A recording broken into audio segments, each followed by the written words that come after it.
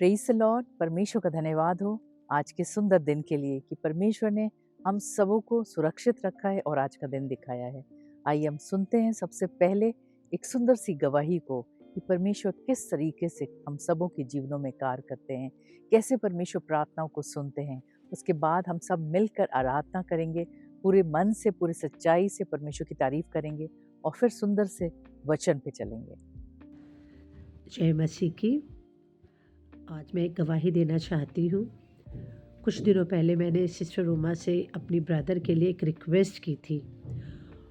मेरे ब्रदर की फैमिली में कुछ बहुत ज़्यादा इश्यूज़ बढ़ते जा रहे थे। इतने कॉन्फ्लिक्ट्स हो गए थे कि पेरेंट्स को और बाकी सबको समझ नहीं आ रहा था कि क्या करें। तो मुझे सिस्टर ये एकमात्र होप दिखा कि उन्हीं के समक्ष अगर मैं कोई प्रॉब्लम रखूँगी तो मेरी प्रॉब्लम दूर हो जाएगी।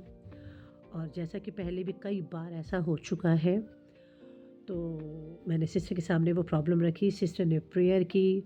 सिस्टर की प्रेयर से, प्रभु की ब्लेसिंग से आज काफ़ी हद तक प्रॉब्लम सॉर्ट आउट है और आई होप कि वो चीज़ें आगे और बेटर होती जाएं। बस यही एक मेरा एक गवाही थी और जिसके लिए मैं सिस्टर रोमा प्रभु जीसस की बहुत शुक्रगुजार हूँ। जय मसीह की।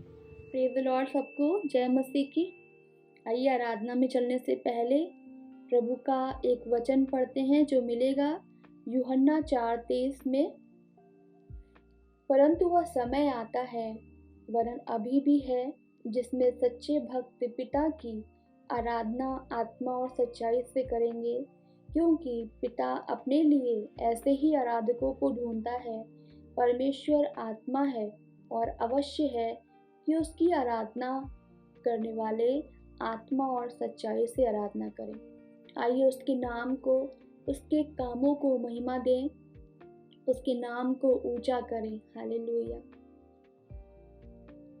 यीशु तू है महान, तेरे चरणों में सारा जहान। यीशु तू है महान, तेरे चरणों में सारा जहान। तेरे रूह की सामर्थ्य से हल होते हैं मसले तमाम। तेरे रूह की सामर्थ्य से हल होते हैं मसले तमाम। यीशु तू है महान, तेरे चरणों में सारा जहान। यीशु तू है महान, तेरे चरणों में सारा जहान। तू है दया का सागर यीशु, प्रेम की बहती धार। तुझसे जो कोई प्यासा पी ले, पाले वो जीवन अपार। तू है दया का सागर यीशु, प्रेम की बहती धार। तुझसे जो कोई प्यासा पी ले, पाले वो जीवन अपार। यीशु यीशु तू है महान। यीशु यीशु तू है महान। यीशु तू है महान, तेरे चरणों में सारा जहान। यीशु तू है महान, तेरे चरणों में सारा जहान। तूने अपने प्राणों को खोकर मुझको है जीवन दिया। अपने लहू से मुझको धोकर तूने है पाक किया। तूने अपने प्राणों को खोकर मुझको है जीवन दिया। अपने लहू से मुझको धोकर तूने है पाक किया। यीशु यीशु तू है महान, यीशु यीशु तू है महान, यीशु तू है महान। तेरे चरणों में सारा जहां, यीशु तू है महान। तेरे चरणों में सारा जहां। इंसानों ने गर देना गवाही तो पत्थर भी बोले उठेंगे। तेरे अनोखे ज्ञानी की चर्चा चांद और सूरज करेंगे। इंसानों ने गर देना गवाही तो पत्थर भी बोले उठेंगे। तेरे अनोखे ज्ञान की चर्चा चांद और सूरज करेंगे। यीशु यीशु तू है महान, यीशु यीशु तू है महान, यीशु तू है महान। तेरे चरणों में सारा जहां, यीशु तू है महान। तेरे चरणों में सारा जहां, तेरे चरणों में सारा जहां। तेरे रूह की सामर्थ्य से हल होते हैं मसले तमाम। तेरे रूह की सामर्थ्य से हल होते हैं मसले तमाम। यीशु तू है महान। तेरे चरणों में सारा जहां, यीशु तू है महान। तेरे चरणों में सारा जहां, तेरे चरणों में सारा जहां, तेरे चरणों में सारा जहां। आइए उसी अनुग्रह और सामर्थ के साथ हम एक और आराधना में चलते हैं। तू मेरा पिता, तू मेरा खुदा, तू मेरा पिता, तू मेरा खुदा, तू ही है सब में सब कुछ मेरा, तू ही है सब में सब कुछ मेरा, तू ही है सब में सब कुछ मेरा, तू ही है सब में सब कुछ मेरा। हालेलू हालेलुया, हालेलू हालेलुया, हालेलू हालेलुया, हालेलू हालेलुया, हालेलू हालेलुया,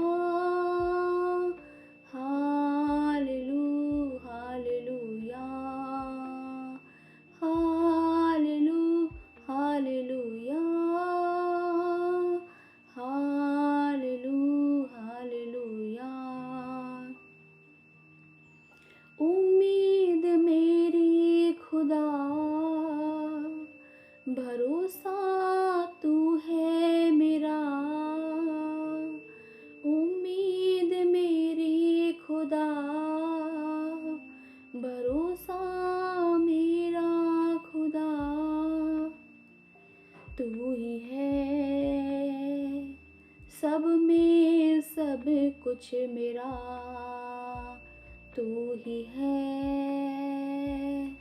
सब में सब कुछ मेरा, तू ही है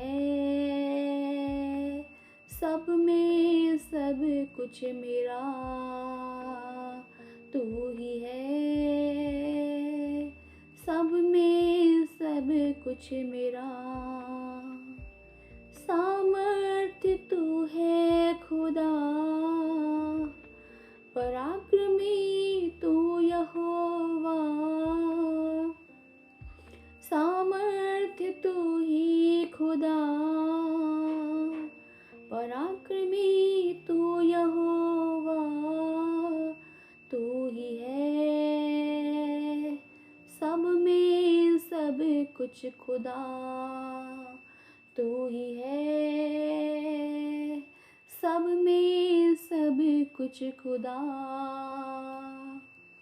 हाँ हाँ हाँ हाँ लेलुया, हाँ हाँ हाँ हाँ लेलुया, हाँ हाँ हाँ हाँ लेलुया, हाँ हाँ हाँ लेलुया, हाँ हाँ हाँ हाँ लेलुया, हाँ हाँ हाँ लेलुया, हाँ हाँ लेलुया, आमीन।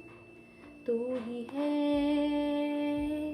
सब में सब कुछ मेरा, तू ही है सब में सब कुछ मेरा, तू ही तो मुश्किल में मेरी खड़ा, जब भी पुकारा तू हाजिर हुआ, तू ही तो मुश्किल में मेरी खड़ा, जब भी पुकारा तू हाजिर हुआ, हाथों को मेरे तू थामे रहा, राहों में मेरे तू रहबर बना, हाथों को मेरे तू थामे रहा, राहों में मेरे तू रहबर बना, तू ही है सब में सब कुछ मेरा, तू ही है सब में सब कुछ मेरा, तू ही है सब में सब कुछ मेरा, तू ही है सब में सब कुछ मेरा, तू ही है सब में सब कुछ मेरा, तू ही है सब में सब कुछ मेरा। Hallelujah hallelujah. धन्यवाद यीशु नासरी। पिता परमेश्वर, हम आपका धन्यवाद करते हैं प्रभु जी इस अच्छी आराधना के लिए। प्रभु जी आपके यहाँ जाने का धन्यवाद करते हैं यीशु नासरी। पिता परमेश्वर, जो वचन हो यीशु नासरी प्रभु, वो आपकी ओर से हो प्रभु।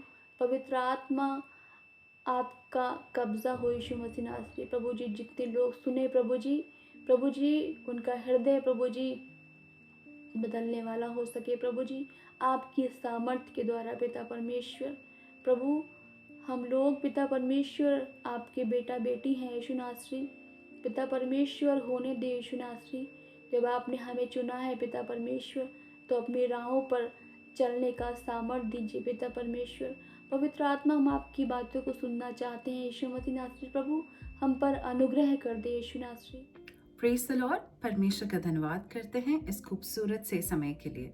और आइए हम सब परमेश्वर के वचन में चलते हैं और हम निकालेंगे रोमियो 12 और उसकी दूसरी आयत, जो इस प्रकार से कहती है, और इस संसार के सदृश ना बनो, परंतु तुम्हारे बुद्धि के नए हो जाने से तुम्हारा चाल चलन भी बदलता जाए, जिससे तुम परमेश्वर की भली और भक्ति और सिद्ध इच्छा अनुभव से मालूम करते रहो। Praise the Lord. परमेश्वर का धन्यवाद हो उसके वचन के पढ़े जाने और सुने जाने पे।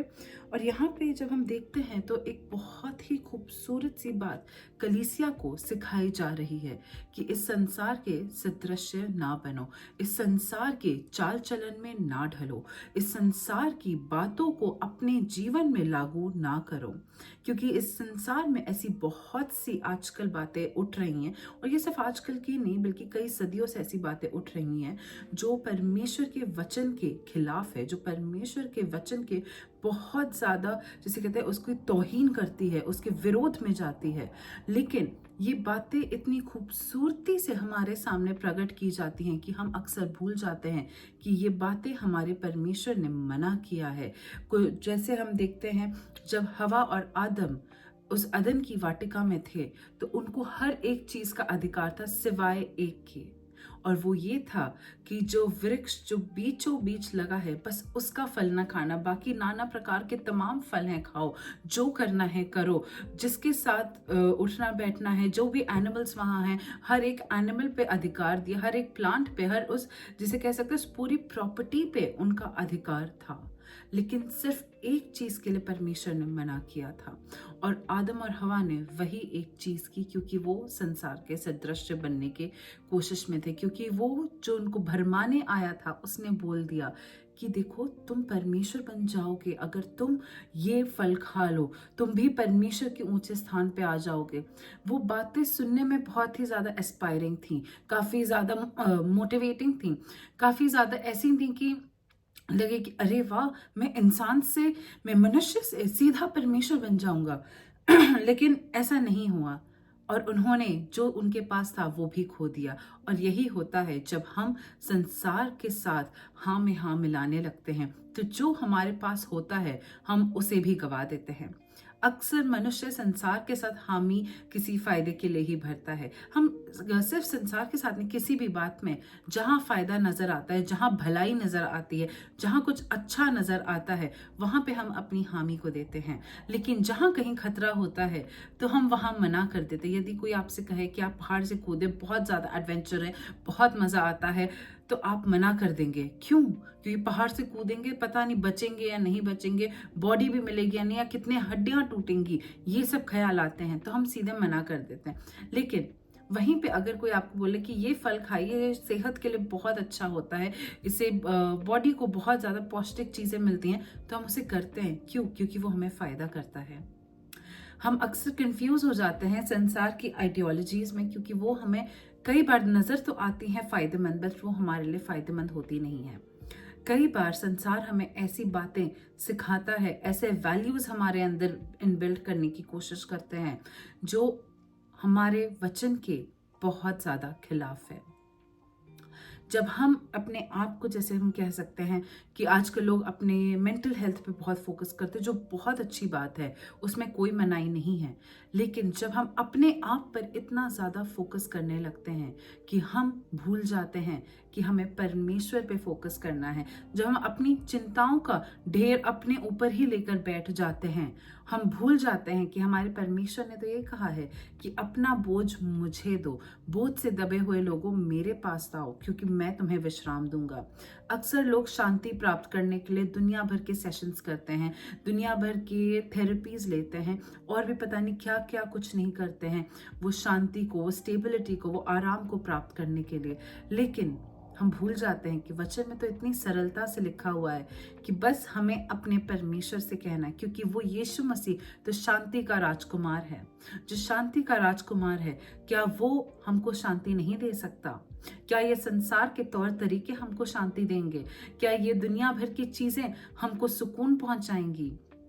जी नहीं। ये सब करना बुरी बात नहीं है, लेकिन जब यही सब में हमारा जीवन इर्द गिर्द घूमता रहे, हमारा मैक्सिमम टाइम कंज्यूम जब यही चीजें करें, तब वो एक बुरी बात बन जाती है, क्योंकि हम परमेश्वर से दूर हो रहे हैं, हम परमेश्वर की बातों को भूल रहे हैं यहाँ पे। और जब हम यहाँ देखते हैं कि इस संसार के सदृश्य मत बनो, बल्कि अपने आप को परमेश्वर की बातों में नया करते जाओ, परमेश्वर की बातों में इतना ज़्यादा लीन करो कि जो वो कहे हमारे जीवन से वही झलकने पाए, हमारा चाल चलन नया हो जाए, हमारा चाल चलन बदल जाए। अक्सर संसार हमको कहता है कि आग के बदले आग, रिवेंज करना चाहिए, हमें जवाब देना चाहिए, लेकिन हमारे परमेश्वर ने तो हमें ये नहीं सिखाया है। हमारे परमेश्वर ने तो हमें माफ करना सिखाया है, हमारे परमेश्वर ने तो हमें प्रेम से बात करना सिखाया है। अक्सर संसार हमें ये बातें सिखाता है कि हमको कैसे, अगर कोई हमसे गलत बात करे तो हमें भी उसको पलट के ऐसे करना चाहिए, और वो कर्मा हो जाता है और वो ये हो जाता है। लेकिन हमारे परमेश्वर ने तो हमें कर्मा के बारे में नहीं सिखाया है। हमारे परमेश्वर ने तो सिर्फ हमें ये सिखाया है कि उसने हमसे इतना प्रेम किया कि हमारे गलत कर्मों का जो फल था वो भी उसने हमसे दूर कर दिया, और हमको वो अनुग्रह दिया, वो शांति दी, वो आनंद दिया, वो आशीषें दी जो मैं और आप डिजर्व नहीं करते हैं। और ये सबसे ज़्यादा इम्पॉर्टेंट बात है, क्योंकि हम परमेश्वर को जब भली भांति जानते हैं, उसे मालूम करते हैं और उसका अनुभव करते हैं डेली, तो हमें पता चलता है कि हमारे लाइफ में इतने सारे प्रिंसिपल्स, इतनी सारी जो लाइज हैं, जो झूठ है हमारे इर्द गिर्द, जो इतनी सारी बातें हैं जो परमेश्वर के वचन के विरोध में हैं, वो कितनी ज़्यादा हमारे जीवनों में एक्टिव है, वो कितनी ज़्यादा हमारे लाइफ्स में एक स्ट्रॉन्ग पोजीशन होल्ड करती है। तो आज के दिन हमें अपनी लाइफ के प्रिंसिपल्स को, हमारे लाइफ की जो वैल्यूज हैं, वो परमेश्वर के वचन के अनुसार रखने चाहिए, ना कि किसी बुक के अनुसार या किसी प्रैक्टिस के अनुसार, या कोई आजकल जो चाल चलन चला रहता है उसके अनुसार नहीं, बल्कि हमें परमेश्वर के अनुसार उसे रखना चाहिए। और जब हम ऐसा करते हैं तो हम उसके अनुग्रह को और ज़्यादा प्राप्त करते जाते हैं, उसके प्रेम में और ज़्यादा बढ़ते जाते हैं, उसकी जो शांति है उसको और प्राप्त करते जाते हैं।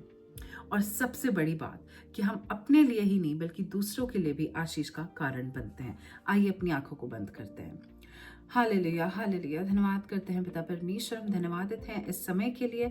हम धन्यवादित हैं पिता कि आपने हम सभी को इतनी ज़्यादा आशीषें दी हैं, और जब आपने हमें इस संसार में रखा तो आपने ये भी कहा कि हम इस संसार में तो हैं पर हम इस संसार के नहीं हैं। और होने दे पिता ये बात हम कभी ना भूलने पाए।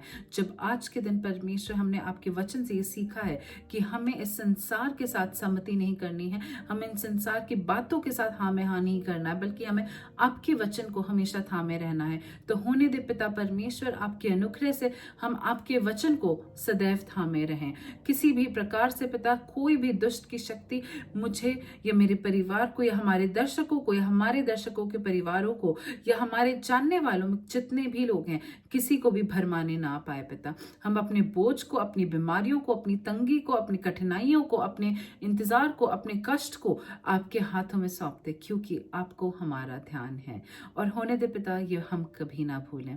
हम इस वक्त परमेश्वर आपके प्रेम को, आपकी शांति को, आपकी चंगाई को चाहते हैं, और आपकी भरपूरी को हम सभी के जीवनों में क्लेम करते हैं, और इस प्रार्थना को यीशु मसीह के नाम से मांगते हैं, आमीन। Praise the Lord and have a great week ahead. God bless you all.